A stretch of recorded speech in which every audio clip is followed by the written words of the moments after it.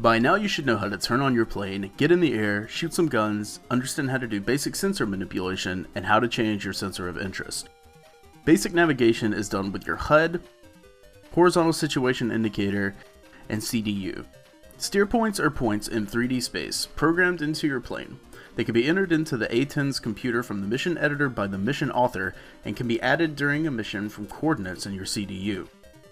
Flight plans are lists of steer points. Steer points added by the mission author will be in the default flight plan for your aircraft when you start a mission. This video will cover pre-made waypoints added by the mission author. The first thing we want to do is ensure that the steer point selector on the CDU is set to flight plan. This will ensure that the CDU only considers waypoints that are programmed into the current flight plan. On the lower right of your HUD, you will see information about your current steer point. The first line is reading from your radar altimeter and is unrelated to this lesson. The second line is the number and name of the currently selected steer point. Here we're looking at the easy range. The second line is the distance in nautical miles. The third line is the time to the selected waypoint at the current speed. After the slash is the difference between the time to target and desired time to target that is programmed by the mission author. It is generally of no concern. The last line is the system time and is unrelated to the steer point.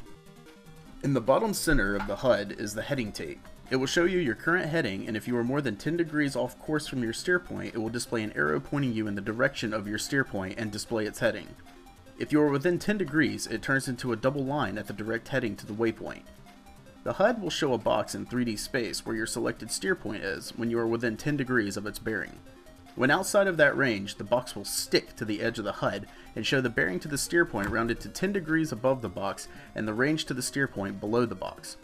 To cycle the selected steer point, press the steer rocker on the upfront controller, the steer rocker on the CDU itself, or most commonly, with HUD as SOI, press DMS forward and aft on your HOTAS.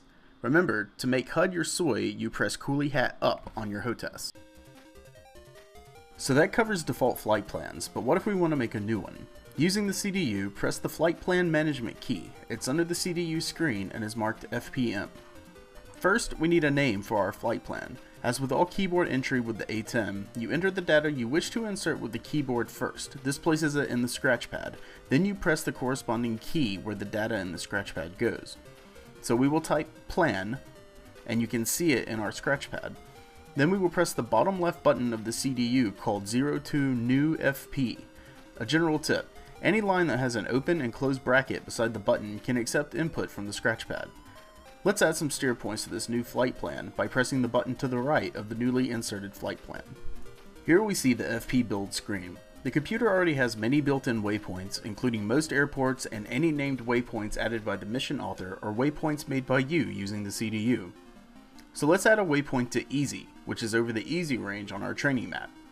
You can see that the scratch pad will autocomplete your entry. As soon as it does this, it's ready to be entered into the flight plan. To do this, press the key to the left of the next line on the CDU. Let's go ahead and add Batumi Airport as well. As you type, the scratch pad will autocomplete Batumi, and when it does, press the key to the left of the next line. If you add more than 3 waypoints, you can press the page up and page down CDU keys to change pages. Now that we have a couple of waypoints, the only thing left to do is to return to the FPM page and activate the new flight plan. Do this by pressing the button to the left of our new flight plan. Pressing this button again will switch it from manual to auto. In auto mode, the current steer point will automatically advance as you overfly it. In manual, you must explicitly change the steer points yourself. This is useful when in combat. Now look at the HUD and cycle your steer points, and notice that it cycles between the steer points you've added to your new flight plan.